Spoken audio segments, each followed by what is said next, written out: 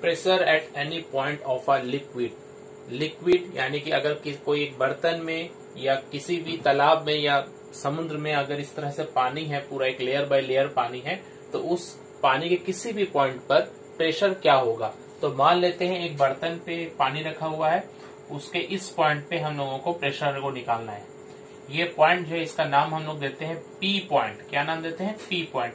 और ये पॉइंट ऊपर की सतह से कितने गहराई पर है? मान लेते हैं ये एच गहराई पर है। यहां से मैं जिस गहराई दिखा रहा हूं एच गहराई पर है। तो इस पॉइंट पर जो प्रेशर होगा वो इसके ऊपर जितना द्रव है उस द्रव के भार की वजह से इस पर प्रेशर कार्य करेगा, नीचे के द्रव की वजह से नहीं। तो ये जो है अगर हम इसको कल्पना कर ले, इस जगह पर इसके चारों तरफ एक सर्कुलर एरिया कवर कर लेते हैं और इसके ऊपर में एक सिलिंड्रिकल कवर कर लेते हैं। इस पी पॉइंट के ऊपर में हम लोग कोई भी एक रेडियस या एरिया मानकर उसके ऊपर में एक सिलिंड्रिकल कॉलम या सिलेंडर, आप लोग समझ रहे हैं ना, सिलेंडर के हिसाब से ही हम लोग इस पर एक कल्पना किए हैं। सिर्फ कल्पना, ये नहीं कि यहाँ पर मैंने कोई सिलेंडर डाला है। ये पानी का एक तल है, वो पानी का ही इस रूप में कल्पना किया गया। बाकी हिस्सा को अभी हम नहीं ध्यान दे रहे, सिर्फ इसके ऊपर एक सर्कुलर एरिया लेकर, कोई भी साइज का सर्कुलर एरिया दे सकते हैं और उसी को हम इस तरह से लंबा करके हुए यहाँ तक जा रहे हैं। तो ये एक सिलेंडर बन गया जिसकी हाइट h है और मान लेते हैं यहाँ से ये जो अर्धव्यास है, ये इसका अर्धव्यास कहलाएगा, ये r है। अब हम उस P पॉइंट पे प्रेशर निकालेंगे। तो P पॉइंट पे प्रेशर या कोई भी पॉइंट P की जगह कुछ भी बोल सकते हैं। तो प्रेशर जब निकालना होगा तो pressure is equal to formula क्या होता है हमारे पास? Force divided by area. Area तो ये सर्कुलर है, तो सर्कुलर एरिया तो हम लोग निकाल सकते हैं। एरिया का फॉर्मूला क्या होता है हमारे पास? सर्कल का एरिया का फॉर्मूला होता है पाई आर स्क्वायर। आर चूंकि यहाँ पर रेडियस हम लोगों ने माना है, तो एरिया को हम लोग पाई आर स्क्वायर लिख सकते हैं, या इसे हम लोग ए डिनोट करके बताते हैं कि जहां जहां पाई आर स्क्वायर आएगा वहां हम लोग ए लिखेंगे। अब है ये फोर्स पर हम लोगों को ध्यान देना। फोर्स क्या है? फोर्स यानी कि बल। इस बिंदु P पर उसके ऊपर से जो जल है उस जल का भार कार्य कर रहा है, तो भार यहाँ पर फोर्स है। फोर्स क्या है? ये जो फोर्स है इस पर ध्यान देंगे। फोर्स या इसे हम लोग थ्रस्ट भी कह सकते हैं, फोर्स या थ्रस्ट। ये किसके वजह से होगा? ये वेट ऑफ वाटर कॉलम,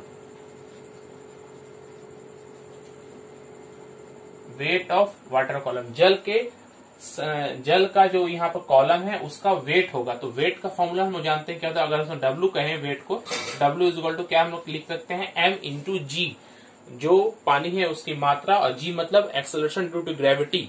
इसका मान 9.8 SI सिस्टम में और CGS सिस्टम में 980 सेंटीमीटर पर सेकंड स्क्वायर होता है। तो G का मान तो हमें पता है, ये हर जगह ऊपर नीचे कहीं पर भी ले ले G इक्वल होगा, मगर मात्रा जो M, ये कैसे हम लोग निकालेंगे? तो ये जो कॉलम है सिलिंड्रिकल कॉलम, इस पे मात्रा कितना होगा? तो मास निकालना है। तो हम लोग इस मास को कैसे निकालते हैं? हम लोग जानते हैं, अगर जो भी द्रव है, पानी अगर हो तो पानी या कोई और दूसरा द्रव है, उसकी डेंसिटी को हम लोगों ने रो मान लेते हैं। यहाँ पर डेंसिटी क्या माने हम लोगों ने? रो, एक सिंबल है रो। तो रो डेंसिटी है, तो रो डेंसिटी का फॉर्मूला क्या होता है? Rho is equal to mass यानी कि M बटा V, mass by volume, mass by volume equal to rho. तो मास निकालना है तो रो इंटू V करेंगे तो मास आ जाएगा। तो यहाँ पर फोर्स निकालने के लिए, W निकालने के लिए M के जगह में हम लोग लिखेंगे रो इंटू V और इंटू G। ये V जो है वॉल्यूम है। वॉल्यूम कितना होगा पानी का? यहाँ पर आयतन कितना होगा? जो इस सिलेंडर का आयतन होगा।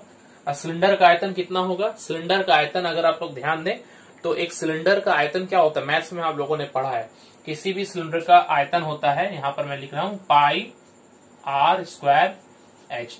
ये पाई आर स्क्वायर ये एरिया हो गया और एच इसका हाइट हो गया, यही इसका वॉल्यूम आता है। तो हम लोग यहाँ पर इसके जगह में लिख सकते हैं rho into pi R square H into G. और ये पाई आर स्क्वायर, तो यहाँ पर जो पाई आर वही है, सेम है, तो इसे हम लोग rho into A H G लिख सकते हैं। इंटू हटा दे तो रो ए एच जी। तो प्रेशर इज इक्वल टू क्या हो जाएगा? फोर्स की जगह में rho A H into G divided by area. A के लिए आता है तो एरिया देखिए कट जाएगा, तो इक्वल टू हो जाएगा रो एच जी। ये बहुत इंपॉर्टेंट फॉर्मूला आप लोगों को मिला है, P equal to rho H into G. यानी कि किसी भी द्रव, किसी भी पॉइंट पर प्रेशर जो होता है वो होता है उस द्रव का डेंसिटी, उस पॉइंट का हाइट और उस स्थान का एक्सेलरेशन ड्यू टू ग्रेविटी। तो अगर हमसे कहा जाए कि किसी द्रव पर जो प्रेशर है वो किन किन बातों पर निर्भर करता है, तो ये डिपेंड करता है कि वो द्रव कितना घना है, उसे घनत्व पर निर्भर करता है और उसके हाइट पर निर्भर। मतलब ये पॉइंट को हम लोग जितना नीचे लेंगे हाइट उतना ज्यादा होगा तो उतना ज्यादा प्रेशर कम होगा। अगर हम इसे एकदम ऊपर लेंगे तो प्रेशर बहुत कम हो जाएगा क्योंकि एच का वैल्यू कम हो जाएगा। और जी जिस स्थान पर हम लोग कर रहे हैं उस स्थान का एक्सेलरेशन ड्यू टू ग्रेविटी पर भी निर्भर करता है। तो ये P इक्वल टू हो गया रो एच इंटू जी। ये फॉर्मूला बहुत इंपॉर्टेंट है, इसे आप लोग नोट कर लेंगे और इसी के हिसाब से एग्जाम में आपको ये पूरा डेरिवेशन आता है निकालने के लिए। तो हम लोगों ने कल्पना किया था सिलेंडर, तो इस सिलेंडर के हिसाब से ही ये P का फॉर्मूला आया रो इंटू एच इंटू जी।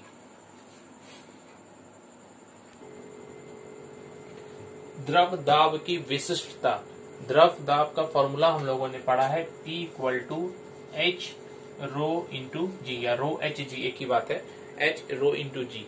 अब इस फॉर्मूला से हम लोग यहाँ पर से 4 गुण समझ सकते हैं। सबसे पहला पॉइंट क्या है, ये जो दबाव होता है द्रव का किसी बिंदु पर कार्य करने वाला दबाव, जैसे ये P पॉइंट पर अगर है ये दबाव है, तो ये प्रेशर किस बात पर निर्भर करता है कि वो पॉइंट ऊपर से कितनी गहराई पर है। तो दबाव गहराई पर निर्भर करता है, जितना ज्यादा गहरा हम जाएंगे दबाव उतना ज्यादा होगा। दूसरा पॉइंट द्रव के घनत्व पर निर्भर करता है। ये जो द्रव का घनत्व रो है इस पर निर्भर करता है, क्योंकि द्रव जितना ज्यादा गाढ़ा होगा उसका घनत्व, उसका दबाव भी उतना ही ज्यादा अधिक होगा।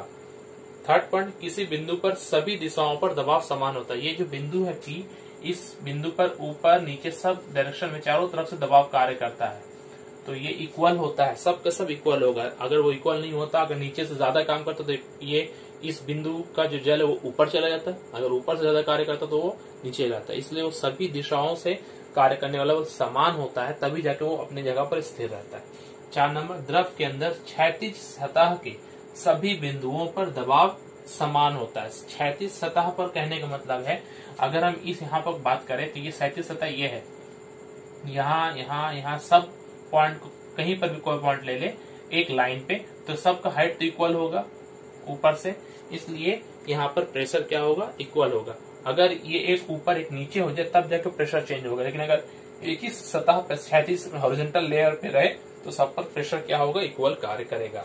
तो ये 4 पॉइंट है, इस 4 पॉइंट को आप लोग नोट कर लेंगे। ये द्रव दाब की विशिष्ट